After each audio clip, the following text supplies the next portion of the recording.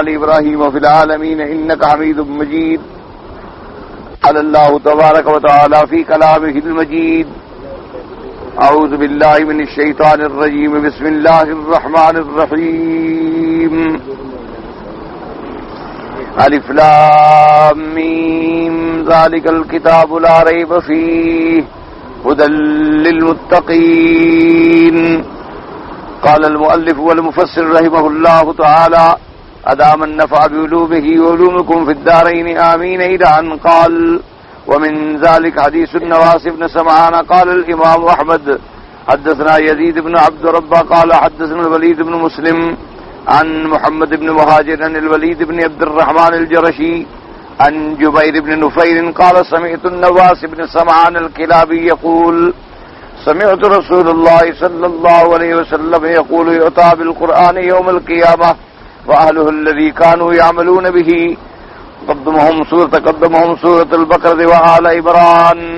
وضرب لهما رسول الله صلى الله عليه وسلم 3 أمثال ما نسيتهن بعد. قال: كأنهما غمامتان أو ذلتان سوداوان بينهما شرق، أو كأنهما فرقان من طير صواف يحاجان عن صاحبهما. ورواه مسلم عن سعد بن منصور يزيد بن عبد ربه به، والترمذي من حديث الوليد بن عبد الرحمن الجرشي به، وقال: حسن غریب. اب مفسر رحمت اللہ علیہ سورۃ البقرہ اور آل عمران کے فضائل میں جو احادیث مبارک آئی وارد ہوئی ہیں ان کو ذکر فرما رہے ہیں، اور ان میں احادیث میں سے حدیث مبارک ہے جو نواس بن سمعان سے روایت کی گئی ہے. وہ فرماتی ہیں کہ میں نے سنا، سمیت نواس بن جبیر بن نفیر فرماتی ہیں کہ قال سمیت، میں نے سنا نواس بن سمعان کلابی سے. وہ کہتی ہیں کہ میں نے حضور پاک صلی اللہ علیہ وسلم سے سنا، آپ نے فرمایا کہ یؤتی بالقرآن یوم القیامت واہلہ الذین کانوا یعملون، قیامت والے دن اللہ کا قرآن بھی آئے گا اور اس پر عمل کرنے والے جو لوگ ہیں وہ بھی آئیں گے. اب اصل میں یہ ہوتا ہے کہ اللہ تبارک و تعالی جیسے آتا ہے نا جی، اعمال صالحہ کو وزن کیا جائے گا اور اسی طرح صحائف پیش ہوں گے، اور اسی طرح ہوتا ہے کہ اعمال صالحہ کسی شکل میں آئیں گے. تو ان تمام احادیث مبارک کا معاملہ یہ ہے کہ اللہ تبارک و تعالی کبھی تو اس عمل کو ایک شکل عطا فرما دیں گے. جیسے کہ حدیث مبارک میں آتا ہے کہ قبر کے اندر جب آدمی ہوگا تو ایک بڑی خوبصورت شکل کا انسان آئے گا. وہ کہے گا بھی کون ہے آپ؟ تو کہے گا کہ انا عملک، میں وہ تمہارا عمل ہوں جو تم نے دنیا میں کیا تھا. تو میں تمہیں تسلی دینے کے لیے آیا ہوں کہ اطمینان کرو، اللہ کی رحمت سے تمہیں نجات ہو. اسی طرح قیامت والے دن بعض علماء نے فرمایا کہ ان اعمال کو اللہ ایک جوہر کی شکل دے دیں گے، ان کا وزن کیا جائے گا اور اللہ تبارک و تعالیٰ اس پہ قادر ہے. اسی طرح اللہ تبارک و تعالیٰ چاہیں گے، جیسے سیدنا ابراہیم علیہ السلام کے بارے میں حدیث صحیح میں یہ واقعہ موجود ہے کہ ابراہیم الخلیل علیہ السلام جب دیکھیں گے کہ ان کے والد آزر کو فرشتے لیے ہوئے جہنم کی طرف جا رہے ہیں تو وہ اللہ کے آگے درخواست کریں گے کہ یا رب، اے پروردگار عالم، آپ کا تو وعدہ ہے کہ یوم لا یخزی اللہ النبی والذین معہ، کہ ہم قیامت والے دن اپنے انبیاء کو رسوا نہیں کریں گے. وَأَيُّ خِزْيٍ مِّنَ الْأَبِّ الْأَبْعَدِ، میرا اللہ اس سے بڑی پھر میری کیا رسوائی ہو سکتی ہے کہ میرا باپ ہو اور جہنم میں ڈالا جا رہا. تو اللہ تبارک و تعالیٰ فرمائے کہ ابراہیم علیہ السلام نیچے دیکھو. تو ابراہیم علیہ السلام نیچے دیکھیں گے، جب اوپر آنکھ اٹھائیں گے تو ان کے والد کی شکل تبدیل ہو جائے گی، ایک جانور کی شکل میں انہیں بدل دیا جائے گا، ایک سبو کی جانور میں، ایک درندے کی شکل میں. تو اللہ فرمائے کہ ہمارے فیصلے نہیں بدلتے، جو آدمی کفر پہ مر گیا اسے تو جہنم میں جانا ہے، لیکن اب ہم نے اس کی شکل بدل دی ہے، کسی کو پتہ نہیں ہوگا کہ وہ کون ہے. لہذا آپ انبیاء علیہم السلام کی عظمت کو بھی بحال کر دیا، حضرت ابراہیم علیہ السلام کی شان کو بھی بحال فرما دیا، لیکن اپنا فیصلہ قدرت کا کبھی نہیں بدلا جاتا، کیونکہ ان اللہ لا یغفر ان یشرک بہ، اللہ کا فیصلہ ہے کہ جو کفر اور شرک پہ مر گیا اس کی بخشش نہیں ہوگی اور وہ ہمیشہ جہنم میں رہے گا. اور آزر کا کفر اور شرک پہ مرنا جو ہے وہ ثابت ہے قرآن مقدس میں کہ آزر جو تھے وہ کفر اور شرک پہ مر گئے. حتیٰ کہ سیدنا ابراہیم نے جب دعا مانگی تو اللہ نے منع فرما دیا. فرمایا کہ جب تک کافر زندہ ہو تو دعا کی جا سکتی ہے کہ اللہ اس کو ایمان نصیب کر دے, اللہ اس کو ہدایت نصیب کر دے, لیکن اگر اس کی موت کفر پہ ہو جائے تو پھر دعا کا فائدہ ہی کوئی نہیں. وما كان استغفار ابراہیم لابیہ الا عن موعدۃ وعدها ایاہ فلما تبین له انه عدو للہ تبرأ منہ.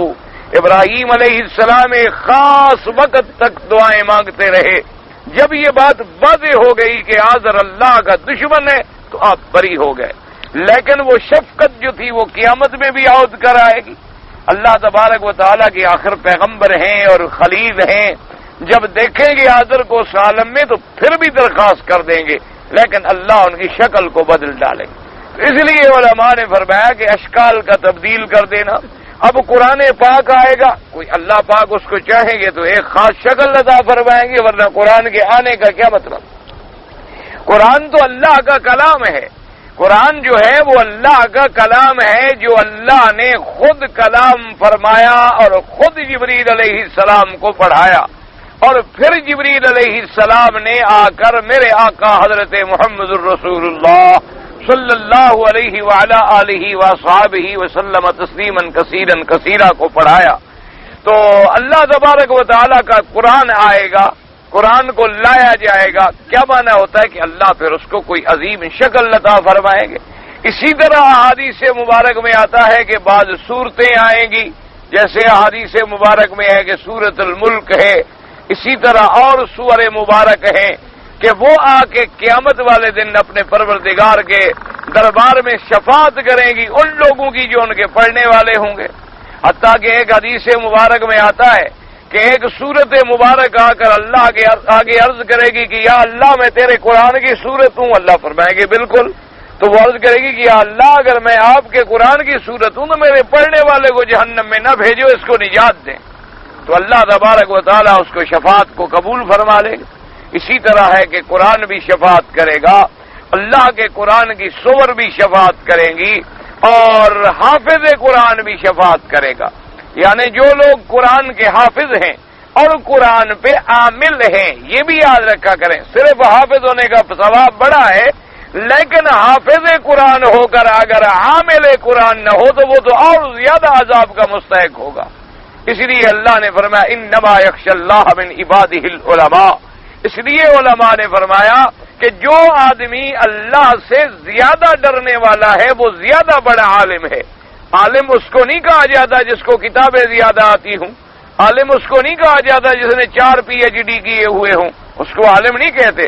عالم اس کو کہتی ہیں جو اللہ سے ڈرنے والا ہو اور شریعت پہ چلنے والا ہو.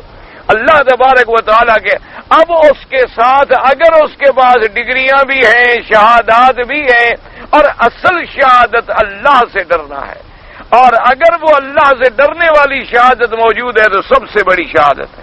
اسی لیے اگر ایک آدمی کو صرف 10 حدیثیں یاد ہیں لیکن ان پر وہ عمل کر رہا ہے, اللہ سے ڈر رہا ہے اور متقی ہے, تو وہ اس عالم سے کروڑ درجے بہتر ہے جس نے 4 PhD کی ہوئی ہیں لیکن نہ دین پر عمل ہے, نہ قرآن پر عمل ہے, نہ سنت رسول اللہ پر عمل ہے. آج ہماری بدقسمتی یہ ہے کہ ہم عالم اس کو سمجھتے ہیں جو پڑھا لکھا زیادہ ہو, جس کے بعد ڈگریاں زیادہ ہوں. وہ جی آپ جی نے کہا جی MA اسلامیات ہوں. اچھا جی نماز پڑھتے ہیں نا, کبھی کبھی پڑھ لیتا ہوں. اور پوچھیں گے جناب آپ نے کہا نہیں میں نے تو حضرت حدیث میں PhD کی ہے. ماشاء اللہ جی, اور ماشاء اللہ جی حضرت آپ رمضان شریف میں کھانا کھا رہے ہیں, یہ کیا وجہ ہے؟ وہ جی بس طبیعت ذرا ٹھیک نہیں تھی. تو یہ عالم نہیں ہوتے, یہ تو تنخواہوں والے لوگ ہوتے ہیں, ڈگریاں لیں اور علم کو بیچا. عالم کا معنی وہ ہوتا ہے جو علم پہ عمل کرنے والا ہو اور اللہ کی رضا کے لیے دین کو پھیلانے والا. اس لیے ہمیشہ قرآن مقدس نے فرمایا کہ انبیاء علیہم السلام نے ہمیشہ یہ دعویٰ کیا کہ لا اسألکم علیہ اجرا, میں اللہ کے قرآن اور دعوت پہ تم سے کوئی معاوضہ نہیں لیتا. ان اجری الا علی رب العالمین, ہمارا اجر، ہمارا بدلہ، ہمارا معاوضہ تو اللہ کی ذات کے پاس ہے، وہی ہمیں عطا فرمائیں گے۔ یہی وجہ تھی کہ جب تک علماء اس مرتبے کے تھے، ان سے پڑھنے والے بھی ماشاءاللہ ایسے ایسے آسمان کے روشن ستارے نکلے کہ پوری دنیا میں انہوں نے علوم کو پھیلا دیا۔ اور جب سے علم ڈگریوں کی زد میں آ گیا، سب کچھ موجود ہے، صرف علم موجود نہیں ہے۔ ڈگریاں بھی موجود ہیں اور بڑے بڑے القاب بھی موجود ہیں، اور اگر نہیں ہے تو علم نہیں ہے۔ اسی لیے ہمیشہ یاد رکھیں، تو جو حافظ قرآن بھی ہوگا اور عامل قرآن بھی ہوگا، اگر محض حافظ قرآن ہے اور قرآن پہ عمل نہیں کرتا، وہ تو خود پکڑا ہوا ہوگا، شفاعت کیا کرے گا؟ اس نے کیا شفاعت کرنی ہے؟ وہ تو خود اپنے عذاب میں بھگت رہا ہوگا۔ یعنی حافظ قرآن اور عامل قرآن، اللہ تبارک و تعالیٰ فرمائیں گے کہ ہم تمہیں اجازت دیتے ہیں کہ تم اپنے خاندان میں سے، اپنے رشتہ داروں میں سے جن 10 آدمیوں کی سفارش کرنا چاہو، ہم ان کو جنت میں بھیج دیں گے۔ تو وہ ایسے 10 آدمیوں کی سفارش کرے گا جن کو جہنم کے پروانے مل چکے ہوں گے، لیکن اللہ تبارک و تعالیٰ اس کی شفاعت کو منظور کر کے ان کو جنت میں بھجوا دیں گے۔ اس لیے حافظ قرآن، اسی لیے فرمایا یؤتی بالقرآن، قیامت میں قرآن آئے گا۔ آنے کا کیا معنی ہوا؟ اس کا معنی یہ ہے کہ اللہ پاک اسے ایک اپنی شکل عطا فرمائیں گے، اور اس کے بعد وَأَهْلُهُ الَّذِينَ كَانُوا يَعْمَلُونَ بِهِ، اور قرآن والے آئیں گے۔ قرآن والے کون ہیں؟ وہ نہیں جو پڑھنے والے ہیں، وہ جو عمل کرنے والے ہیں۔ اس لیے فرمایا وَأَهْلُهُ الَّذِي، قرآن کا اہل کون ہے؟ جو قرآن پہ عمل کرنے والا ہے۔ یہ نہیں ہے کہ قرآن بھی پڑھتا ہو اور قرآن کی مخالفت بھی کرتا ہو۔ یہ نہیں ہے کہ ایک آدمی قرآن بھی پڑھتا ہو اور اس میں آ گیا کہ جو آدمی سود لیتا ہے، دیتا ہے، وہ اللہ سے جنگ کے لیے تیار ہو جائے، وہ اللہ سے جنگ بھی کر رہا ہے اور قرآن بھی پڑھ رہا ہے۔ قرآن میں آیا کہ لعنت اللہ علی الکاذبین، جھوٹ بھی بول رہا ہے اور قرآن بھی پڑھ رہا ہے۔ قرآن میں آیا کہ لعنت اللہ علی الظالمین، ظلم بھی کر رہا ہے اور اس کے بعد قرآن بھی پڑھ رہا ہے۔ تو یہ پڑھنا نہیں ہوتا۔ پڑھنے کا معنی یہ ہوتا ہے کہ آپ ایک آیت پڑھیں، اس پہ عمل کریں، اس پہ غور کریں، اس پہ فکر کریں، اس پہ تدبر کریں، اور پھر اللہ تبارک و تعالیٰ کی رحمتوں کی درخواست کریں۔ اس لیے فرماتی ہے کہ وہ آئیں گے قیامت والے دن، اور ان کے آگے جو ہوگی سورۃ البقرہ ہوگی۔ تو سورۃ البقرہ کا اتنا شان ہے کہ وہ یعنی سب قرآن پاک کے سور میں سے آگے آگے وہ ہوگی۔ اور صحابی فرماتی ہیں کہ پھر حضور پاک صلی اللہ علیہ وسلم نے ہمیں مثال دے کے فرمایا ایسے ہوگا جیسے دو بدلیاں آ جائیں، فرمایا ایسے ہوگا جیسے دو بدلیاں سایہ کرنے والی ہوں، ایسے اللہ تبارک و تعالیٰ ان کو ایسی شان عطا فرمائیں گے، کیونکہ یہ سورت مبارک ایسی ہے سورۃ البقرہ کہ اس کی جب بھی کوئی آیت اتری ہے، حضرت جبریل کے ساتھ 80 اللہ کا فرشتہ اترا ہے، یعنی ہر آیت کے ساتھ اس کے استقبال کے لیے، اس کی عظمت کے لیے، اس کی شان کے لیے اللہ کے آسمانوں سے 80 فرشتہ ایک ایک آیت کے ساتھ اترا۔ اور اس کے بعد فرماتے ہیں اللہ تعالیٰ سودا وانے وہی یعنی سیاہ بدلیاں بالکل، یا فرمایا ایسے ہوں گے کہ جیسے پرندوں کی ٹولیاں ہوتی ہیں پر پھیلائے ہوئے۔ اور اس کے بعد یحاجان عن صاحبہما، اللہ کی دربار میں آ کے وہ جھگڑا کریں گی اپنے پڑھنے والوں سے کہ یا اللہ مجھ کو پڑھنے والا ہے، مہربانی فرما اس کی خطائیں معاف فرما دے، کیونکہ انسان ہے، اللہ کے قرآن پر عامل ہے، لیکن انسان ہے، بندہ ہے، کبھی خطا بھی ہو گئی، کبھی خطا کا صدور بھی ہو گیا، کیونکہ انسان ہو اور خطا نہ ہو یہ تو ہو نہیں سکتا۔ اور اس کے بعد فرماتے ہیں اس کو امام ترمذی رحمۃ اللہ علیہ نے بھی نقل فرمایا، وقال ابو عبید الدجاج حماد بن سلمان عبد الملک بن عمیر قال حماد احسبه عن ابي منيب عن امه ان رجلا قرأ البقرة وآل عمران فلما قضى صلاته قال له وقرأت البقرة قال نعم قال فوالذي نفسي بيده ان فيهما اسم الله الذي اذا دعي به استجاب قال وقفني بي قال والله لا اخبرك به ولو اخبرتك به لاوشكت ان تدعوه بدعوتي عليك فيها انا وانت۔ اب جناب فرماتی ہیں کہ حضرت حماد فرماتی ہیں کہ میں نے ابی منیب سے سنا، انہوں نے اپنے چاچا سے روایت کی کہ ان رجلا قرأ البقرة وآل عمران، ایک آدمی نے سورۃ البقرہ اور آل عمران پڑھی، تو حضرت ابی ابن کعب وہاں بیٹھے ہوئے تھے جو قرآن کے سب سے بڑے قاری ہیں اور جلیل القدر صحابی ہے میرے پاک نبی حضرت محمد مصطفیٰ کے صلی اللہ علیہ وسلم. انہوں نے سنا بلایا, اس کے بعد فرمایا کہ فلاں نے کیا آج تم نے سورۃ البقرہ اور سورۃ آل عمران پڑھی ہے؟ کیونکہ وہ نماز پڑھ رہے تھے نا, تو کوئی حرف سن لیتے تھے تو اندازہ ہو گیا. الحمدللہ یہدینا ویہدیکم اللہ ویصلح بالکم. اب جناب حضرت ابی ابن کعب نے پوچھا تو نے کہا ہاں جی میں نے سورۃ البقرہ اور آل عمران. آپ نے فرمایا والذی نفسی بیدہ, مجھے اپنے پروردگار عالم کی قسم ہے کہ ان دو صورتوں میں ایک اللہ کا اسم اعظم ہے, ایک ایسی آیت ہے کہ اس کے اندر اللہ تبارک و تعالیٰ کا اسم اعظم چھپا ہوا ہے. الذی اذا دعی بہ استجاب, جس کے ساتھ جب دعا مانگی جائے تو فوراً منظور ہو جاتی ہے. تو اس نے کہا کہ حضرت مہربانی کرو مجھے بتلا دو. پھر اور سالبی نے پوچھا, نے کہا خبر نہیں آؤ بھائی مہربانی کرو وہ مجھے سکھلا دو اسم اعظم. آپ نے فرمایا واللہ لا اخبرک, خدا کی قسم ہے میں تمہیں نہیں سکھلاؤں گا, کیونکہ مجھے خوف ہے کہ اگر میں نے تمہیں بتلا دیا تو تم کبھی ایسا نہ کرو کہ اپنے لیے اپنے گھر والوں کے لیے میرے لیے بھی بد دعا کر بیٹھو. کبھی تم غصے والے آدمی ہو, کبھی ایسا نہ ہو کہ اسم اعظم کے ساتھ بد دعا کر کے سارے خاندان کو ختم کر دو. تمہیں میں نہیں بتاتا ہوں. تو اس لیے حضرت ابی ابن کعب رضی اللہ تعالی عنہ نے ان کو نہ بتایا. تو اسی سے علماء نے استدلال کیا ہے کہ صحابہ, انبیاء, اللہ کے اولیاء, اللہ تبارک و تعالی ان کو اپنے اس اسماء مبارکہ کا علم عطا فرماتے ہیں, لیکن الحمدللہ پھر ان کو اتنا صبر بھی عطا فرماتے ہیں کہ وہ مصیبتیں برداشت کر لیتے ہیں لیکن کبھی بد دعا نہیں کرتے.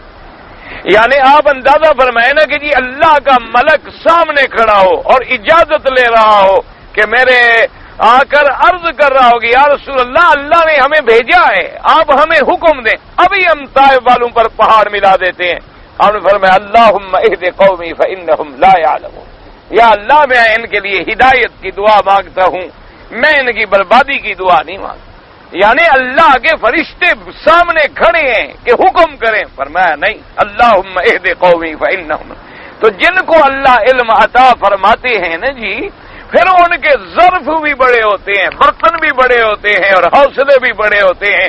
ان کے اندر صبر اور حلم اور برداشت بھی بڑی ہوتی ہے. اور یہ جو بازاروں میں اشتہار لگا کے بیٹھے ہوتے ہیں نا, یہ مداری ہوتے ہیں, یہ کوئی اسم اعظم والے نہیں ہوتے. ہمیشہ یاد رکھا کرو. یہ آپ نے دیکھا ہوگا نا شہروں میں فلاں بابا اسم اعظم کا حامل ہے, 5 روپے بھیک مانگنے کے لیے بیٹھا ہوا ہے اسم اعظم کا حامل. یعنی جو تمہارے 5 روپے بھیک مانگنے کے لیے اڈا لگا کے بیٹھا ہے, دکان لگا کے بیٹھے ہوئے, اسم اعظم کا حامل ہے.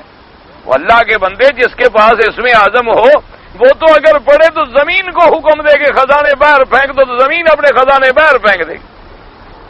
اس کو کیا ضرورت پڑی ہے کہ کسی کے 5 روپے اور 10 روپے اور 2 روپے لینے کے لیے بورڈ لگا کے بیٹھا ہوا.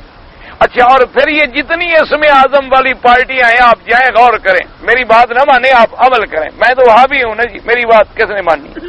آپ خود جائیں تجربہ کریں. سارا دن اس کے دفتر کے باہر بیٹھے رہیں, نہ نماز پڑھے گا,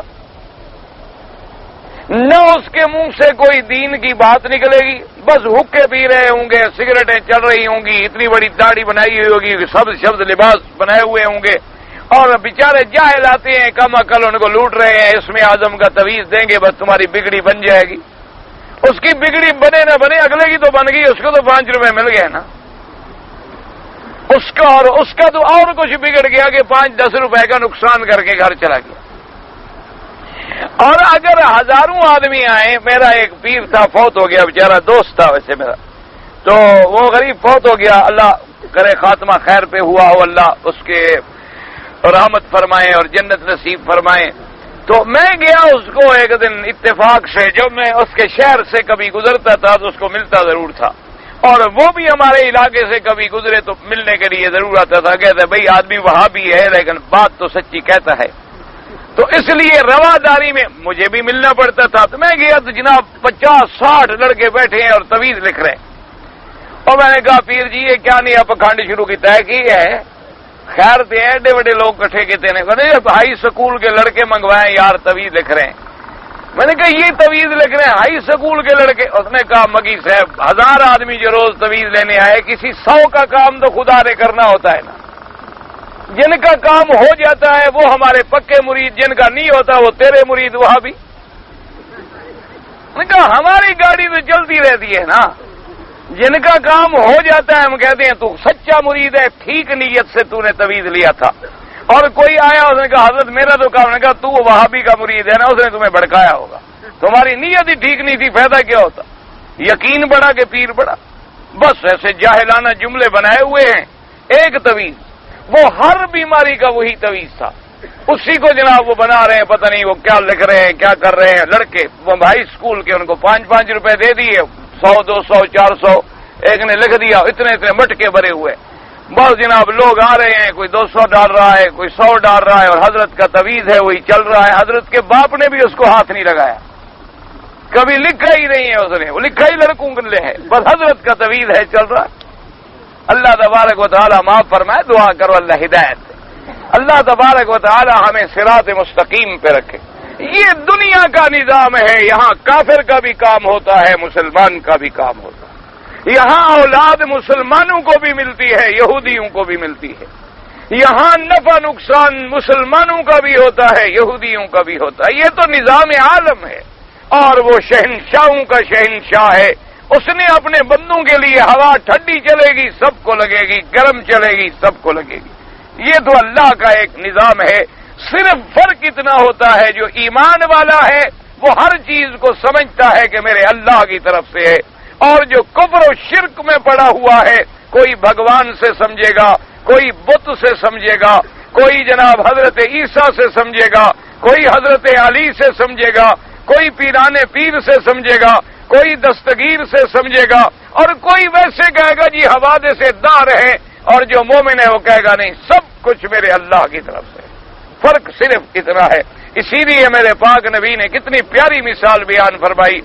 بارش ہو رہی تھی اور صحابہ بیٹھے ہوئے تھے، حضور پاک نے فرمایا اس بارش کی وجہ سے آج ایمان والوں کا ایمان بڑھ گیا اور کفر والوں کا کفر بڑھ گیا۔ صحابہ نے پوچھا حضور کیسے؟ آپ نے فرمایا کہ مومن کہتے ہیں مطرنا بفضل اللہ، اللہ کی رحمت سے بارش ہو رہی ہے، اور کافر کہتے ہیں مطرنا بنوء قضا و قضا، وہ کہتے ہیں کہ نہیں فلاں ستارہ فلاں برج میں گیا ہے اس لیے بارش ہو رہی ہے۔ کوئی کہتے ہیں کہ نہیں جناب آج ثقل ارضی اتنی بڑھ گیا ہے کہ بارش ہو رہی ہے، کوئی کہتے ہیں کہ نہیں جناب وہ یہ اوکازون کا مسئلہ ہے، کوئی کہتے ہیں جناب فلاں چیز کی کمی ہو گئی ہے۔ وہ لوگوں کی طرف اسباب کو ڈھونڈ رہا ہے اور مومن سیدھا اپنے اللہ تک جا رہا ہے۔ وہ کہتے ہیں مطرنا بفضل اللہ، یہ بارش ہوئی ہے اللہ کی رحمت ہے، نہیں ہوئی ہے اللہ کی مرضی ہے۔ بارش کو اللہ خیر والا بنا دے اللہ کی مرضی ہے، اسی کو زیادہ کر کے ہمارے لیے عذاب بنا دے اللہ کی مرضی ہے۔ مومن ہر بات میں اپنے اللہ کی طرف نظر دوڑاتا ہے، اور کافر جو ہے وہ اسباب میں بھٹک کے راستے میں رہ جاتا ہے۔ اور اسی لیے حضور صلی اللہ علیہ وسلم نے فرمایا کہ قیامت والے دن یہ سورت مبارک جو ہے یہاں جانے ماشاءاللہ اپنے پڑھنے والوں کے لیے اللہ کے آگے دعا کریں گی، اور اس کے اندر ایسا اسم ہے الذی اذا دعی بہ استجاب۔ بہرحال علماء نے لکھا ہے آسان حل یہ ہے کہ سورت البقرہ پوری پڑھ لی، سورت آل عمران پوری پڑھ کے دعا مانگ لی، اس سورت کے اندر تو اسم اعظم ہے نا، چلو ہمیں نہ بھی پتہ چلے کہ اسم اعظم کون سا ہے، لیکن سورت مبارک کے اندر تو اسم اعظم ہے، تو اس لیے پوری سورت پڑھ کے آدمی دعا مانگ لیا کرے تو وہ برکتیں حاصل ہو جاتی ہیں۔ لیکن شرط یہ ہے کہ دعا خالص ہو، اللہ سے ہو، اور شریعت کے خلاف نہ ہو، اور مانگنے والے کی زبان بھی پاک ہو، دل بھی کفر و شرک سے پاک ہو، بدن بھی پلیدی سے پاک ہو، رزق حلال ہو۔ دعا مانگو، گولی اتنی اثر نہیں کرتی، دعا پہلے لگ جاتی، لیکن مانگنے والی زبان بھی تو ہو نا۔ اب ہم دعائیں تو ہیں لیکن مانگنے والی زبانیں نہیں، ورنہ دیکھیں الحمدللہ ثم الحمدللہ، پہلے دیکھا نہیں ہے ایک صحابی سفر کر رہے ہیں، ساتھ لشکر ہے، سارے لشکر والے آ گئے، انہوں نے کہا کہ حضرت ہم راستہ بھول گئے ہیں اور پانی بالکل نہیں ہے، اور لشکر پیاسا ہے، زیادہ سے زیادہ ہم 1 دن 2 دن بسر کر لیں گے، لیکن اس کے بعد تو ہم لاچار ہو جائیں گے۔ تو آپ نے فرمایا کوئی گھبرانے کی بات نہیں۔ اسی وقت تیمم کیا، 2 رکعت نماز پڑھی، لا الہ الا اللہ العلیم الکریم، لا الہ الا اللہ رب العرش العظیم، لا الہ الا اللہ سبحان رب السماوات السبع رب الارض رب العرش العظیم۔ یہ 3 کلمے پڑھے۔ اللہ میاں بارش بھیجو، وہی ہاتھ نیچے آئے، بارش شروع، بس ختم ہو گئی۔ تو اصل وجہ کیا تھی؟ وہ پڑھنے والی زبان ہم کہاں سے لے آئے صحابہ کی؟ ورنہ وہ کلمے تو ہم نے بھی بڑے یاد کیے، وہ تو ہمیں بھی بڑے یاد ہیں ماشاءاللہ، لیکن وہ زبان کہاں ہے جو صحابہ رضی رضوان اللہ علیہم اجمعین کی زبان مبارک تھی؟ بس ہاتھ اٹھائے اور کام ہو گیا، زبان مبارک سے لفظ نکلا اور کام ہو گیا۔ اسی لیے آپ دیکھیں نا، ایک حدیث مبارک میں آتا ہے، حضور پاک نے فرمایا کہ جدھر عمر گھومتا ہے حق ادھر گھومتا ہے۔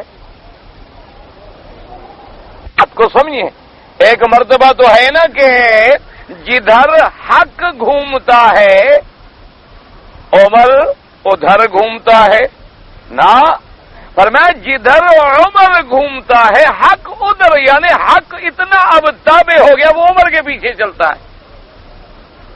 حالانکہ چلنا تو حضرت عمر کو تھا نا حق کے پیچھے، اور ہر مسلمان حق کے پیچھے چلتا ہے، لیکن یعنی وہ اتنا سراپا حق بن چکا ہے، سراپا خیر بن چکا ہے، اور اپنی رضا کو اللہ کی رضا میں فنا کر چکا ہے کہ اب وہ جدھر جا رہا ہے گویا حق اس کے ساتھ جا رہا ہے۔ تو یہ مرتبے جب ہو جاتے ہیں پھر دعا مانگتے ہوئے دیر تو نہیں لگتی نہیں، پھر تو زبان سے دعا نکلتی ہے اور گولی کی طرح لگتی، بس زبان سے نکلنے کی دیر ہوتی ہے اور منظوری آ جاتی۔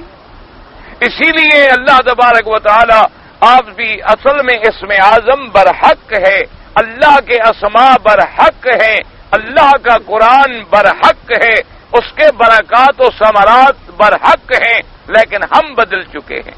دعا کرو اللہ ہمارے اندر تبدیلی پیدا فرما دے، اللہ تبارک و تعالی ہماری زبانوں کو پاک فرما دے۔ اور اس کے بعد فرما دیں گے جناب میں آپ کو نہیں بتاتا، وحدثنا عبد الله بن صالح وعبد بن صالح سليم بن عامر انه سمع ابا امامه يقول ان خالكم ارى في المنام ان الناس يسكون في صدع جبل وعر طويل وعلى راس الجبل شجرتان خضراوان يعطفان يلفيكم قارئا كسورة البقرة والفيكم قارئا كسورة آل عمران قال فإذا قال رجل نعم دنتا منه بهذا كما يتعلق بهما فيقتران به الجبل۔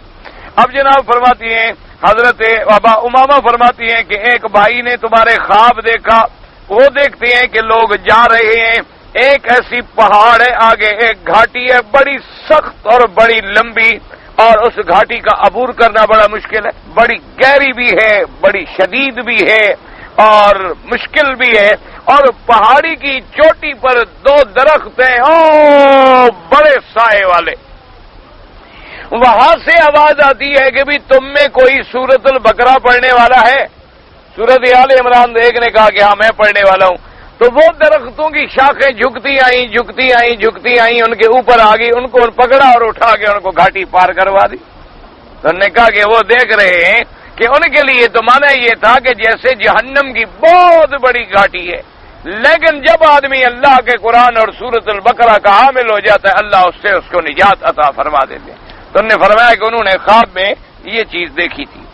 اور اس کے بعد فرماتی ہے وحدثنا عبد الله بن صالح وعابد بن صالح نبی عمران انه سمع ام الدرداء تقول ان رجلا ممن قرأ القرآن اغار على جار فقتله وانه كذبه فقتل فما زال القرآن ينسل من سورة حتى بقيت البقرة والعمران جمعة ثم ان على عمران انسلت منه واقامت البقرة جمعة وقيل لا ما يبدل القول ذي وعن عبد الله بن لبيد قال فرد كان الصحابة العظيمة قال ابو بكر يعني انهما كانت معه في قبره يدفعان انه ينساني فكانت من اخر ما بقي معه من القرآن۔ اب فرماتی ہیں کہ ام درداء نے بھی واقعہ پیش کیا کہ ان رجلا ممن قرأ القرآن، قرآن پڑھا ہوا آدمی تھا، اس کا ہمسائے سے کوئی غیرت کا مسئلہ پیدا ہو گیا فقتلہ، اس نے اس کو قتل کر دیا. اور وَإِنَّهُ عَقِيدَ بِهِ فَقَتْلَ فَمَا زَالَ. اب مفسر رحمت اللہ علیہ فرماتی ہیں کہ انہوں نے یہ دیکھا کہ غار علی جار، غار غیرت سے لفظ ہے کہ اس کو یعنی کوئی شبہ ہو گیا، انسان ہے غیرت آ گئی اور غیرت میں قتل کر بیٹھا. تو اللہ بھی نیتوں کو جانتے ہیں. تو بہرحال اب یہ نتیجہ نکلا کہ اس کا قرآن بھولنا شروع ہو گیا. جب اس سے گناہ ہوا تو قرآن بھولنا شروع ہو گیا. ایک سورت بھول گئی، پھر اور سورت چلی گئی، پھر اور سورت چلی گئی، پھر اور سورت انسلت سورتن. اب باقی صرف سورت البقرہ، سورت آل عمران بھی اس کو بھول گئی. لیکن فرماتی ہیں کہ انہوں نے پھر دیکھا خواب میں کہ وہی سورت جو ہے وہ اس کی مدافعت کر رہی ہے اور اس کی معاونت کر رہی ہے کہ اللہ اس کو عذاب سے بچا لے، حالانکہ باقی صرف ایک سورت رہ گئی. تو بہرحال اللہ تبارک و تعالی قرآن کے پڑھنے سے، اور کہتے ہیں کہ اس نے بہرحال یعنی بطور قصاص قبض سے ہے، عقیدہ لا قبض الا بالسیف، قصاص نہیں ہوگا مگر تلوار کے ساتھ. اب جناب فرماتی ہیں وقال حدثنا ابو مسر الغسانی عن سعید بن عبد العزيز التنوخي عن يزيد بن اسد الجرشي كان يحدث انه من قرأ البقرة وآل عمران في يوم برئ من النفاق حتى يمسي ومن قرأ في ليلة برئ من النفاق حتى يصبح قال وكان يقرأ كل يوم ليلة سوى جزئه.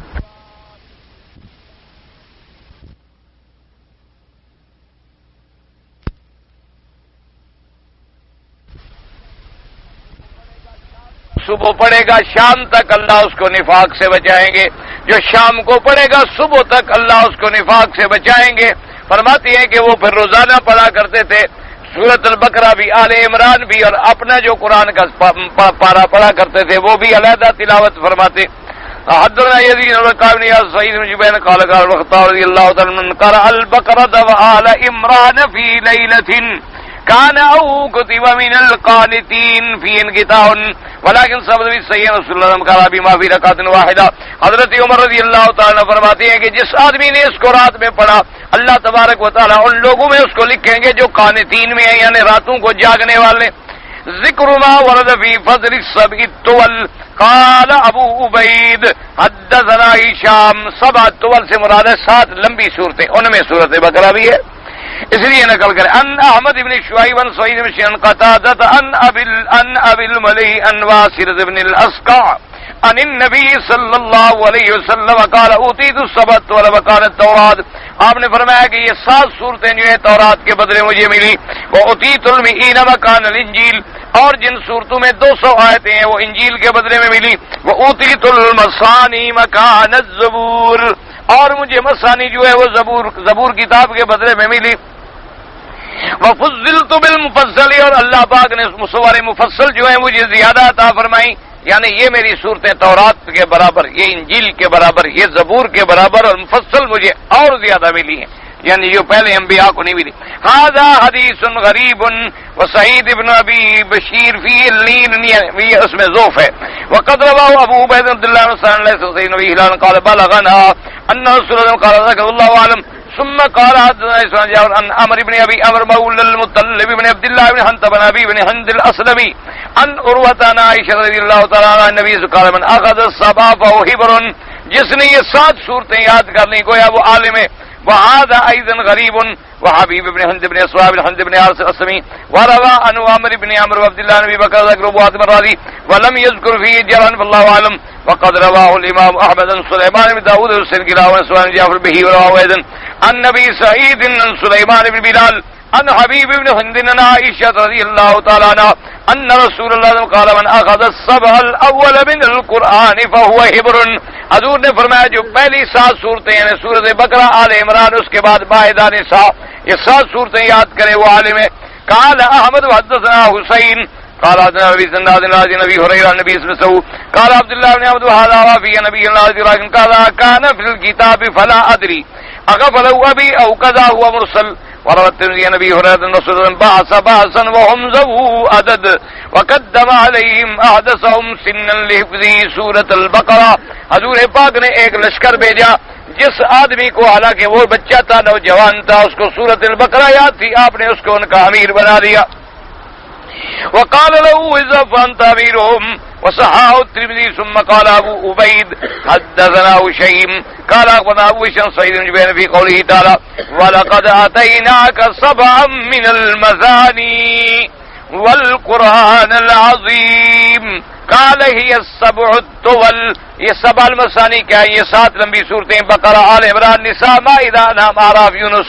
قال وقال بجاء سبت الواقع قال مقول عطية من كاس محمد الفاضل بشداد الموس ويحيى بن الحارث الزباري في تفسيرها وذلك في تعدادها وإن يونس هي السابعة فصل والبقرة جميعها بدنية بلا خلاف وهي من أوائل ما نزل بها لكن قول طرفه واتقوا يوما ترجعون فيه إلى الله. اب مفسر رحمت اللہ علیہ فرماتے ہیں سورۃ البقرہ کی ساری سورت جو ہے یہ سورت مدنیہ ہے، یعنی ہجرت کے بعد نازل ہوئی حضور پاک صلی اللہ علیہ وآلہ وسلم پر. اور حضور پاک جب ہجرت فرما گئے تو سب سے پہلے یہ سورت نازل ہوئی اور آخر نازل ہوئی واتقوا یوما ترجعون فیہ الی اللہ انہا آخر ما نزل من القرآن. یہ آیت جو ہے مینا میں نازل ہوئی اور اس کے بعد میرے مدنی پاک 80 دن یا 90 دن آپ زندہ رہے اور پھر وفات ہوئی. وَيَعْتَبِرُ أَن تَكُونَ مِنْهَا وَكَذَلِكَ آيَاتَ الرِّبَا. اسی طرح جو سود کی آیت ہے من آخر ما نزل وہ بھی حضور پاک کے آخری عمر مبارک میں آخری زندگی مبارک میں نازل ہوئی. وَكَانَ خَازِنُ هَذَا اسْمَ الْبَقَرَةَ فَاسْتَعْتَ الْقُرْآنَ. وہ فرماتے تھے کہ سورۃ البقرہ ایسی ہے جیسے خیمہ ہو. قال بعض العلماء بعض علماء نے یہ بھی کہا وہی مشتملۃ علی 1000 خبر و1000 امر و1000 نہی. بعض لوگوں نے کہا کہ اس کے اندر 1000 خبر ہے، 1000 امر ہے، 1000 نہی ہے. وقال العادون آیاتها 287 آیات. اور جن لوگوں نے آیات گنی ہیں وہ کہتے ہیں کہ اس کے اندر 287 آیات ہیں. وَكَلِمَاتُهَا 60,000 كَلِمَةً و221 کلمہ. اور اس کے اندر جو کلمات ہیں 6221. وحروفها 25,500 حرف. اور اس صورت کے اگر حرف گنے جائیں تو 25,500 اس کے حرف ہیں. واللہ تعالی عالم. قال بعض نزلت بالمدینہ سورۃ البقرہ. حضرت ابن عباس رضی اللہ تعالی عنہ فرماتے ہیں کہ سورۃ البقرہ جو ہے مدینہ منورہ میں نازل ہوئی. وقال قصيب بن مجاهد بن عبد الله بن زبیر قال نزلت بالمدینہ سورۃ البقرہ. سورۃ البقرہ جو ہے مدینہ منورہ میں نازل ہوئی. وقال الواقدي والذي ذاك رسول بن نادر خالد زين صاحب نبی قال نزلت البقرہ بالمدینہ. انہوں نے کہا کہ سورۃ البقرہ جو ہے مدینہ منورہ میں نازل ہوئی. وهكذا قال غير واحد من الائمه والعلماء والمفسرين خلاف ہوئی. اسی کو کہا سب علماء اور ائمہ نے کہ سورۃ البقرہ جو ہے یہ سور مدنیہ میں ہے، ہجرت کے فوراً بعد نازل ہوئی میرے آقا حضرت محمد مصطفیٰ صلی اللہ علیہ وسلم پر.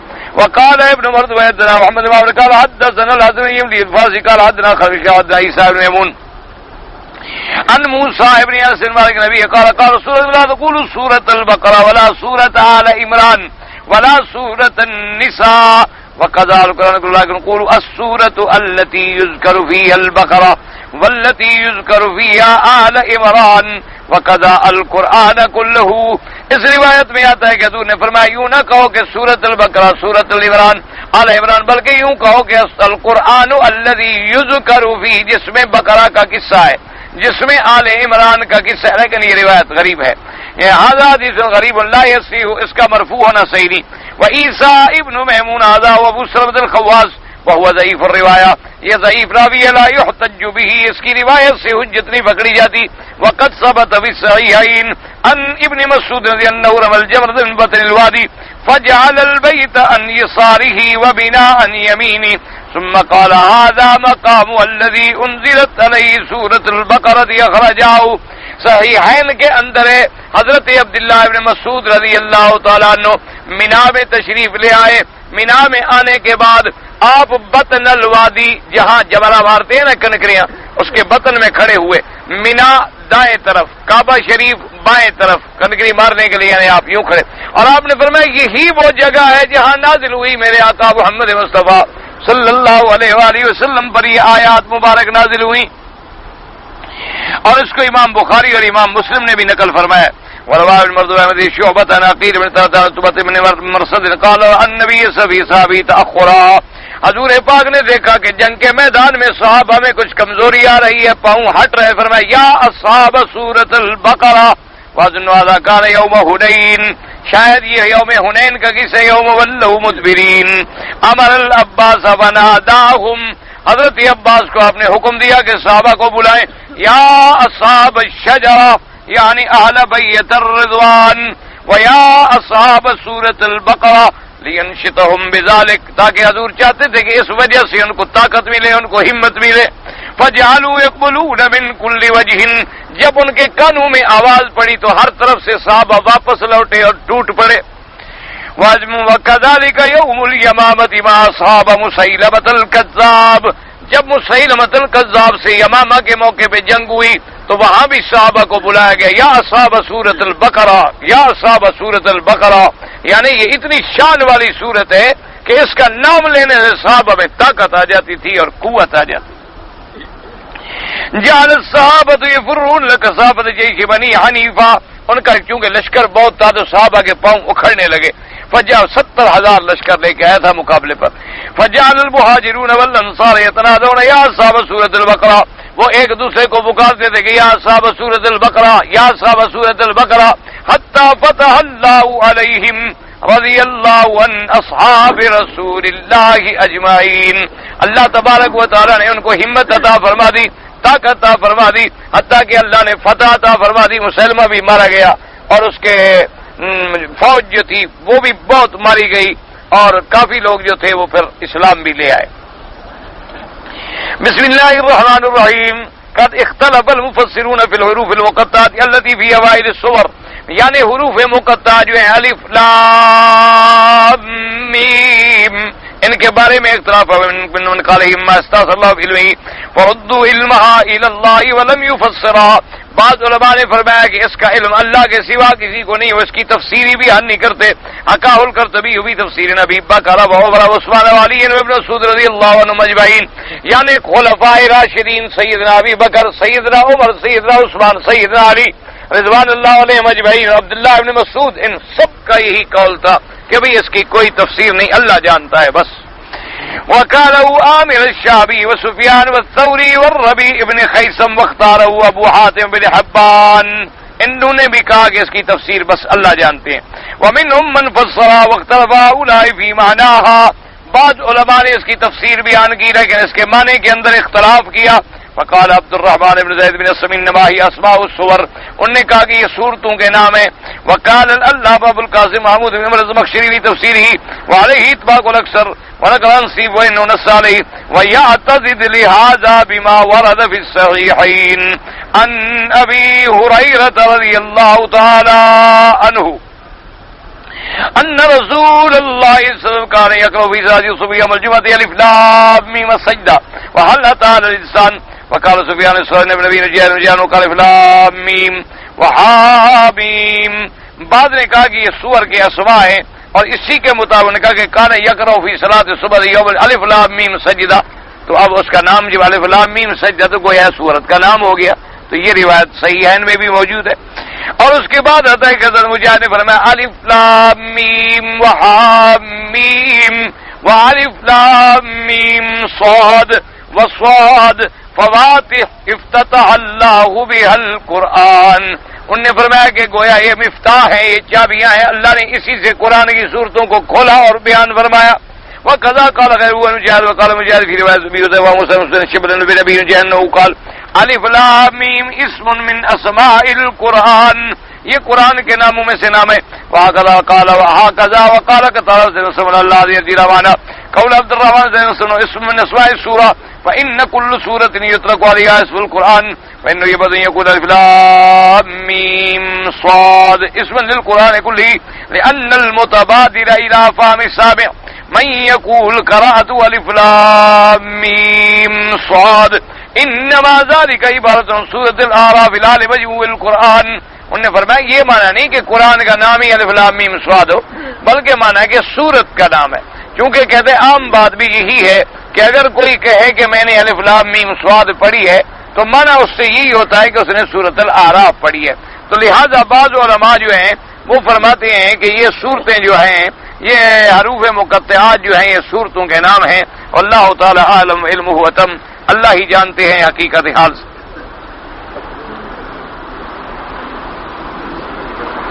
کہتے ہیں کہ ہمارے مدیر نے جہاں ہم کام کرتے ہیں وہاں اس نے ایک نوٹس لگایا ہے کہ جن لوگوں نے داڑھی رکھی ہوئی ہے وہ داڑھی بنا کے آیا کریں. مان ٹھیک ہے بھی، اگر داڑھی رکھی ہے داڑھی کو بناؤ، کنگھی دو، ٹھیک کرو، اس کے احترام کرو، تو غلط بات تو نہیں ہے. کیونکہ حضور پاک نے فرمایا کہ اگر کسی نے داڑھی رکھی ہوئی ہے یا سر کے بال رکھے ہوئے ہیں تو ان کا حق ہے کہ ان کے اندر تیل ڈالے، ان کی صفائی کرے، ان کو کنگھی دے، ان کو بنائے، ان کو سنوارے. یہ تو نہیں کہ ایسے چھوڑ دے کہ دور سے جن نظر آئے اور لوگ الٹا داڑھی سے نفرت کریں. تو اچھی بات کی اور ان کو بری بات کہتے جن کی نہیں ہے، جن کی نہیں ہے ان کو تو اللہ پوچھے گا، ان کا وہ بیچارہ کیا کرے. اگر ایک آدمی پھانسی لے کے خود یعنی خودکشی کر کے مر جائے تو اس کا جنازہ پڑھا جائے یا نہ پڑھا جائے؟ بھئی اصل بس یعنی اکثر علماء کا قول یہی ہے کہ اس کا جنازہ پڑھا جائے. صرف بعض ائمہ یہ فرماتے ہیں کہ جو لوگ علماء ہیں، عالم ہیں یا مشہور عزت والے لوگ ہیں وہ اس کے جنازے پہ نہ جائیں، بس عام مسلمان پڑھ لیں تاکہ آئندہ لوگوں کو نفرت ہو، ایسا کام نہ کریں. اور ان لوگوں کے پڑھنے کی وجہ سے تو اس کو اور عزت ملے گی کہ بڑے بڑے علماء اس کے جنازے میں موجود تھے. لیکن ایک حدیث پاک میں آتا ہے ایک عورت تھی حضور پاک کی خدمت میں آئی اور اس نے آ کے اعتراف کیا کہ یا رسول اللہ میں نے زنا کیا ہے. اس نے اعتراف کیا. آپ نے فرمایا تم شادی شدہ بھی ہو؟ اس نے کہا ہاں میں شادی شدہ بھی ہوں. تو آپ نے فرمایا تمہاری سزا رجم ہے؟ اس نے کہا حضور میرا حمل بھی ہے، میرے پیٹ میں بچہ بھی ہے، اب جو حکم ہو. تو حضور پاک نے فرمایا کہ اس کو لے جاؤ. اس کے ولی سے کہا کہ اس کو گھر میں رکھو، جب بچہ پیدا ہو جائے ولادت ہو جائے، چونکہ بچے کا تو کوئی جرم نہیں نا، اس کو کیوں پتھر مار مار کے مار دیا جائے؟ جرم تو کیا تو عورت نے کیا ہے یا مرد نے کیا ہے. تو فرمایا کہ جب وہ فارغ ہو جائے تو لے آئیں. جب وہ فارغ ہو گئی تو اس کو لے آیا گیا. فشدت ثیابہا، اس کے کپڑے اچھی طرح اس نے اپنے بدن پہ باندھ لیے تاکہ پتھر لگنے سے گر کے پریاں نہ ہو جائے. تو بہرحال پتھر مارے گئے، رجم کر دی گئی اور وہ مر گئی.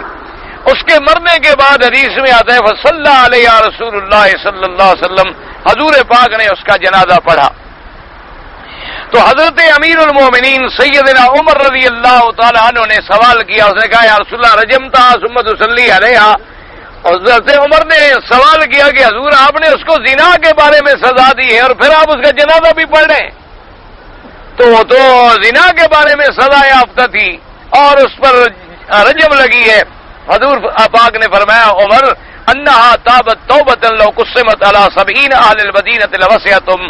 اس نے ایک ایسی توبہ کی ہے کہ اگر مدینے کے 70 آدمیوں کو بھی دے دی جائے تو سب کو وہ جنت پہ لے جائے گی. انہوں نے کہا حضور نے فرمایا انہا جادت پہ نفسہا. عمر کمال کر رہے ہو، گناہ کیا لیکن پھر اپنی جان بھی تو دے دی ہے نا اللہ کے ڈر کے مارے. اس سے اگر گناہ ہو گیا ہمارے پاس کوئی مدعی نہیں، کوئی گواہ نہیں، کوئی مقدمہ نہیں. اس نے خود آگے ہمارے سامنے اعتراف کیا.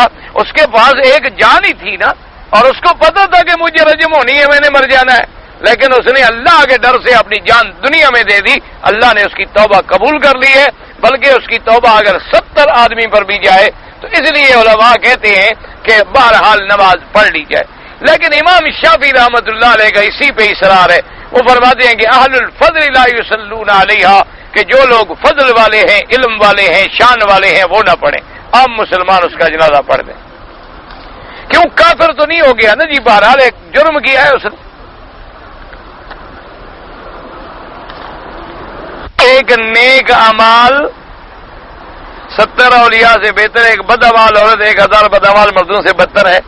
مجھے تو سمجھ نہیں آیا کہ ایک نیک عمل عورت 70 اولیاء سے بہتر ہے. مجھے سمجھ نہیں آئی کہ آپ نے کیا مراد ہے اس کی.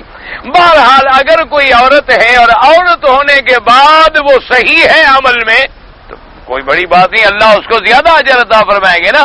کہ ضعیف الخلقت ہونے کے باوجود شریعت پر عمل کر رہی ہے، اللہ اس کو بڑا اجر عطا فرمائیں گے مردوں سے بھی. کیوں اللہ نے عورت اور مرد میں دین میں ثواب میں جنت میں تو کوئی فرق نہیں کیا. بھئی مرد جنت میں جائیں گے، عورتیں جنت میں جائیں گی، مرد شہید ہو سکتا ہے، عورت شہید ہو سکتی ہے، مرد درجہ صدیق کو پہنچ سکتا ہے، عورت درجہ صدیقہ کو پہنچ سکتی ہے، مرد ولی بن سکتا ہے، عورت ولیہ بن سکتی ہے. ان المسلمین والمسلمات والمؤمنین والمؤمنات والقانتین والقانتات والتائبین والتائبات، مرد عورتیں سب کو اللہ نے برابر کیا ہے. اللہ تبارک و تعالیٰ تو یہ فرماتے ہیں کہ اجر میں، ثواب میں، جنت میں سب برابر ہے. لیکن اس برابری کا مطلب یہ نہیں ہے کہ مرد باہر نکلے، جو کام مرد کرے وہ عورت بھی کرے. کام اور وظیفہ سب کا الگ الگ ہے. اس لیے ہمیشہ بہرحال آپ نے جو لکھا ہے اس عالم نے کیا کہا، آپ نے کیا سمجھا، جب تک وضاحت نہ ہو میں تو کچھ عرض نہیں کر سکتا. حضرت سلیمان علیہ السلام کے تخت کی کیا کیفیت ہے؟ اس کے 10,000 محراب ہیں، ہر محراب میں ذکر اللہ ہوتا ہے. اللہ جانتے میں نے کو حضرت سلیمان کا تخت دیکھا ہے؟ اللہ کے بندے جو چیز ہم نے دیکھی نہیں، جب اس زمانے میں نہیں، قرآن حدیث میں اس کا ذکر نہیں، ایسی باتوں کے پوچھنے کی اور ڈھونڈنے کی کیا ضرورت ہے؟ تمہیں حضرت سلیمان کا تخت مل جائے گا. یا قبر میں تم سے پوچھیں گے حضرت سلیمان کے درخت کے کتنے محراب تھے؟ یا اس سے ہماری کوئی نماز روزہ اٹکا ہوا ہے؟ کوئی ہمارا دین قبر آخرت اٹکی ہوئی ہے؟ اسرائیلی روایات ہیں، تمام روایات اسرائیلی آئے کہ ایک محراب تھا، اس کے اتنے 10,000 دروازے تھے اور اتنے 1000 کرسی تھی، اتنے سونے کی تھی، اتنی چاندی کی تھی، ان پہ وزیر بیٹھتے تھے، ان پہ مشیر بیٹھتے تھے اور پھر وہ تخت اڑا کرتے. تو روایات اسرائیلی. صرف قرآن اتنا کہتا ہے کہ اللہ نے ہوا کو ان کے تابع کر دیا تھا کہ غدوہا شہر ورواہا شہر، کہ ان کا تخت جو ہے وہ حکم دیتے تھے، اڑتا تھا. 1 مہینے کا سفر جو ہے وہ صبح سے لے کر دوپہر تک کر لیتے تھے. اور اسی طرح 1 مہینے کا سفر جو ہے وہ شام کو عصر کے قیلولے کے بعد، کھانے کے بعد سے لے کر مغرب تک کر لیتے تھے. وعلیکم السلام. اس کے علاوہ جتنی تفصیلات ہیں وہ سب روایات اسرائیلیہ ہیں. لا نصدق ولا نکذب. جن لوگوں نے اللہ کی تورات بدل ڈالی ہے ان کی روایتوں پر کیا اعتبار ہے؟ اور پھر ایسی چیز میں ہم مغز ماری جو کریں، کوئی وجہ بھی تو ہونا کہ اگر ہم مغز ماری کرنے کا کوئی فائدہ بھی تو حاصل کریں نا. کہ حضرت سلیمان کا تخت کیسے تھا، پھر حضرت آدم کا تخت کیسے تھا، آدم علیہ السلام کا عصا کیسے تھا، آدم علیہ السلام. اور کہتے ہیں جی حضرت حوا کی جب شادی ہوئی تو خطبہ کس نے پڑھا تھا؟ ان کو اپنے باپ کے نکاح پر بھی شک ہے. اس سے بڑی کوئی بے وقوفی ہے دنیا میں؟ اور بھئی اگر ہمارے باپ کا بھی نکاح ٹھیک نہیں ہوا تو ہم اللہ کے بندے، اللہ نے پیدا فرمایا بی بی حوا کو، ان کی ذل سے نکالا گیا. اگر ہمارے صلب سے کوئی نکلے وہ تو ہماری بیٹی بن جائے گی. وہ تو نظام ہی الگ تھا، وہ معاملہ الگ تھا، وہ شرع الگ تھی، معاملہ جنت کا تھا. اللہ نے پیدا کیا، فرمایا تمہاری بیوی علی اس کو نہیں رہی، اور فرمایا اس کو نن تو وزوجک الجنہ. وہاں کون سے گواہوں کی ضرورت ہے جب نکاح پڑھنے والا خود خدا ہو؟ بی بی زینب کا جب نکاح ہوا میرے مدنی پاک کے ساتھ، حضور پاک تشریف لیا تو بی بی زینب گھبرا گئی کہ حضور میرے گھر میں آ رہے ہیں بغیر اجازت کے. تو حضور نے فرمایا کیوں گھبرا رہی ہو؟ اللہ نے اللہ زوجنی، اللہ نے عرش سے مجھے نکاح کیا. بی بی زینب کا نکاح، اور بی بی زینب ساری زندگی پھر فخر کرتی تھی تمام بیویوں پر، کہتی تھی کہ تم میرا مقابلہ کر سکتی ہو؟ تمہارا نکاح تمہارے ماں باپ نے کیا ہے، میرا نکاح رب العالمین نے عرش سے کیا ہے. اللہ کے بندے ایسی باتیں جو نا ہمارے لوگوں کو کچھ کیڑے پڑے ہوئے ہوتے ہیں، ڈھونڈتے رہتے ہیں. اچھا جی موسیٰ علیہ السلام کی ماں کا نام کیا تھا؟ ایسے ڈھونڈتے جیسے بڑا مشہور کیا آدم علیہ السلام نے جی گندم دانہ کھا لیا تھا، پتہ نہیں کہاں انہوں نے گندم کاشت کی تھی. ایسا حالانکہ یعنی سفید جھوٹ ہے. اور خدا کہتا ہے وَلَا تَقْرَبَا هَٰذِهِ الشَّجَرَةَ، ہم نے آدم سے کہا کہ اس درخت کے قریب نہ جانا. تو تمہارے ملک میں گندم کے درخت ہوتے ہیں؟ کوئی عقل کرو، گندم کے کھیت ہوتے ہیں، گندم کے درخت تھوڑے ہوتے ہیں. کوئی درخت تھا، خدا جانے اللہ جانے. جنت کا معاملہ ہے، قرآن نے بیان نہیں کیا، میرے مدنی پاک نے فرمایا نہیں. ہم کہاں سے نکال کر لے آئے کہ وہ گندم کا دانہ تھا؟ یہ ایسی باتیں ہوتی ہیں پھر اتنی مشہور ہو جاتی ہیں نا جی کہ ان کی تردید کرنا جو ہے وہ مشکل ہو جاتا. جی حضرت آدم نے جی بس ایک گندم دانہ کھا لیا، اور بس گندم دانہ کھا لیا، مشہور ہے. حالانکہ بالکل گھڑن تو ہے اور الف سے لے کر یہ تک جھوٹ ہے.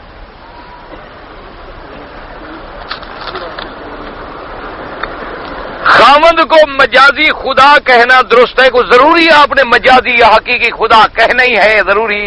اس کے علاوہ تسلی نہیں ہوتی خاوند صاحب کی. نہ اس کو خاوند جو کہہ لے، اس کو اپنا شوہر مان لے، زوج مان لے، اور اس سے تسلی نہیں ہوتی. مجازی خدا ضرور کہنا ہے. کیوں مجاز میں پڑھتے ہو؟ حقیقت بھی ختم ہو جائے گی. نہ کہو، کوئی ضرورت نہیں. مثال دی جاتی ہے کہ جیسے اللہ کے حکم کی تعمیل ضروری ہے، عورت کے لیے بھی اپنے خاوند کے حکم کی تعمیل ضروری ہے. جیسے اللہ کی نافرمانی ناجائز ہے، اسی طرح عورت کے لیے اپنے خاوند کی نافرمانی بھی ناجائز ہے. ایک مثال ہے. ضروری نہیں کہ تم اس کو خدا کہو، کبھی نہ خدا کہو. اب تو پتہ نہیں، بس جو مرضی ہے کہو. اب تو زمانہ ہی عورتوں کا ہے. مرد تو ختم ہو گئے. مرد ہیں آپ کے ملکوں میں؟ اچھا، شکر ہے، شکر ہے بھائی، ہم تو یہاں رہتے ہیں. اللہ کرے ہوں.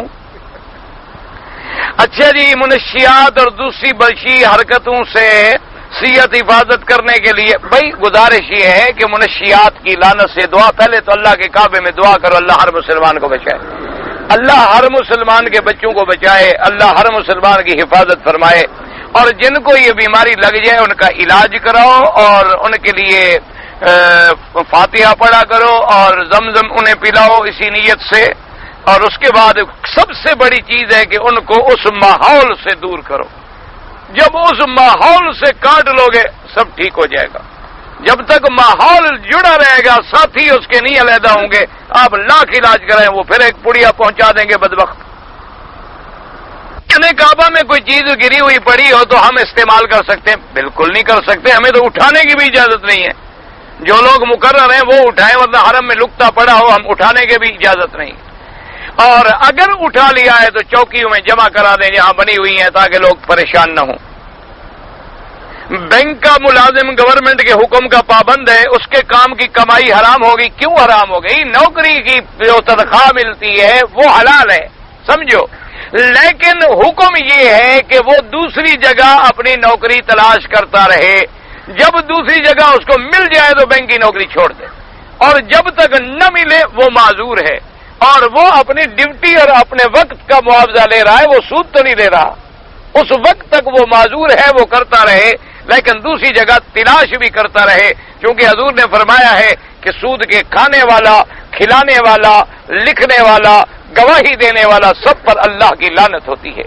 اور امام ابو حنیفہ رحمۃ اللہ علیہ نے لکھا ہے کہ جس بلڈنگ میں سود کا کاروبار ہوتا ہو اس کے سائے کے نیچے بھی نہ بیٹھے، کہیں اللہ کا غضب نہ آ جائے. کعبہ مقام ابراہیم، بی بی حاجرہ کے بارے میں تفصیل سے بتائیں. کیا بتائیے؟ کعبہ شریف ہے، وہ مقام ابراہیم ہے، بی بی حاجرہ حضرت اسماعیل کی بیوی تھی. السلام علیکم. اور کیا تفصیل چاہیے آپ؟ کعبہ سامنے کھڑا ہے، پھر بھی تفصیل چاہیے؟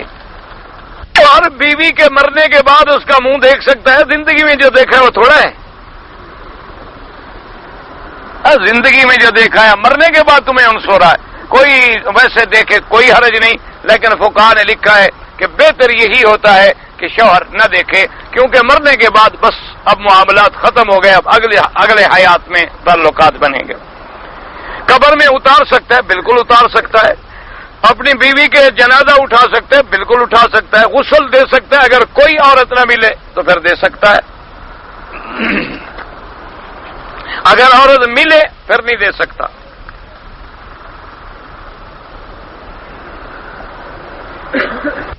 اگر ایک آدمی نے یعنی انہ جامع زوجۃ علیہ الغسل والا رجلہ الجبس فلیمسح مسح یغسل الباقی. ہم نے سنا ہے کہ جب آدمی مر جاتا ہے تو اس کا روح جو ہے گھر میں 40 دن آتا رہتا ہے. یہ ہندوؤں کا مسئلہ ہے، مسلمانوں کا تھوڑا ہے. وہ کہتے ہیں کہ ابے کا روح کبے میں آ گیا، کتے میں آ گیا، بلے میں آ گیا، فلانے میں آ گیا. کوئی گھر شہر میں روح نہیں آتا. کسی مولوی نے کہا ہوگا تھا کہ ڈر کے مارے مجھے کھانا کھلائیں گھر سے نکل جائیں. کوئی روح کیوں نہیں آتا بابا. مومن کا روح علیین میں، کافر کا سجین میں. بس ہمارے گھر بار میں نہیں آتا روح. نہ ڈرو شرو، ایسے کسی نے ڈرایا ہوگا. عمرے کی نیت سے آئے ہیں، پہلے مدینہ پہنچے، اس کے بعد ہم سیدھے حرم آ گئے، یہاں پہنچ کر معلوم ہوا کہ حرام باندھنا، ماشاءاللہ اپنے ملک سے بھی نہیں باندھا، مدینے گئے نہیں باندھا، آئے عمرہ کرنے، ماشاءاللہ بھی واہ بھائی واہ، عمرے والے ایسے ہوں کہ یعنی سارے کام کر لیے ہیں، عمرہ نہیں کیا۔ کون کہتے ہیں عمرہ کرنے؟ مال بیچنے آتے ہیں، وہاں سے جناب جہازوں کے جہاز بھر کے لا رہے ہیں، اور یہاں سے بھی جہازوں کے جہاز بھر کے لے جاتے ہیں۔ عمرہ کرنے والے اگر عمرہ کرنے آتے تو تم مسئلہ وہاں سے پوچھ کے نہ چلتے اپنے ملک سے۔ بہرحال اب عمرہ بھی قضا کرو اور ایک بکری بطور دم بھی ادا کرو۔ اگر عصر کے بعد ہم طواف کریں تو امام ابو حنیفہ رحمۃ اللہ علیہ کے نزدیک نفل مغرب کے بعد پڑھ لیں، باقی ائمہ کے نزدیک ہر وقت مکے میں کعبے میں جائز ہیں۔ ایک مولوی سے میں نے واز کرتے ہوئے سنا کہ اللہ میاں حضور پہ عاشق ہو گئے، ماشاءاللہ، اللہ پاک نے بالکل حضور کا فوٹو عرش پہ فریم کرا رکھا ہے، ماشاءاللہ۔ انا للہ، خدا کا خوف کرو بھائی، میں تو پڑھ بھی نہیں سکتا جو آگے لکھا ہے۔ عاشق، ایمان سے کہو، عاشق ذلیل ہوتا ہے یا معشوق؟ یعنی اللہ نعوذ باللہ جب عاشق ہو گئے حضور کے آگے تو پھر ذلیل عاجز ہو گئے نا، تو خدا کو تو چھٹی ہو گئی۔ انا للہ و انا الیہ راجعون، انا للہ و انا الیہ راجعون۔ دعا کرو اللہ ایسے بد عقیدوں سے بچائے، اللہ مسلمانوں کو ہدایت۔ اللہ تو یاد رکھو، اللہ کے نبی بڑے شان والے ہیں لیکن مخلوق ہے۔ اللہ کے ڈر سے میرے مدنی ساری ساری رات کھڑے ہیں اور پاؤں پہ ورم آ گئی ہے۔ اور بی بی نے کہا حضور جب اللہ وعدہ فرما چکے ہیں کہ آپ کو ہم نے بخش دیا ہے، فرمایا میں اپنے اللہ کا بندہ نہ بنوں شکر گزار؟ ساری ساری رات رونے والا نبی محمد مصطفیٰ، اور پھر وہ رب قدیر جس کے حکم میں شان کن فیکون ہے، لیکن میرے مدنی کے دندان ٹوٹ گئے، حضور پاک کا رخسار زخمی ہو گئے، حضور کے چچے ٹکڑے ہو گئے۔ یہ عشق اور مشوق تم نے اور یہ جاہل پیروں نے بنا کے قوم کو گمراہ کیا ہے کہ عشق کے بغیر منزل نہیں ملتی۔ یہ عشق اچھا ہے کہ خدا کو نبی کا عاشق بنا دیا۔ انا للہ و انا الیہ راجعون۔ اور حتیٰ کہ میں نے سنا، یہ تو تم نے تھوڑا لکھا ہے، وہ کہتے ہیں حضور جو نماز بخشوانے کے لیے جاتے تھے یا معراج پہ جاتے تھے، وجہ اصل میں یہ تھی کہ اللہ عاشق تھا، معراج محض ایک بہانہ تھا۔ وہ کہتے ہیں نہیں معراج تو بہانہ، اللہ میں ایک گھر جانتا ہی نا محبوب دے بکھڑا، یعنی نیچے ہوں حضور تو خدا کو نظر نہیں آتا تھا۔ اگر حضور مدینے میں ہوں تو اللہ نہیں دیکھ سکتے تھے، اوپر بلانا ضروری تھا۔ پھر خدا کا خوف کریں، اس سے بڑا میرے خیال میں یہ کفر اور شرک جو ہمارے ملک میں ہوتا ہے نا، ابو جہل کو بھی کبھی خیال میں نہیں آیا ہوگا۔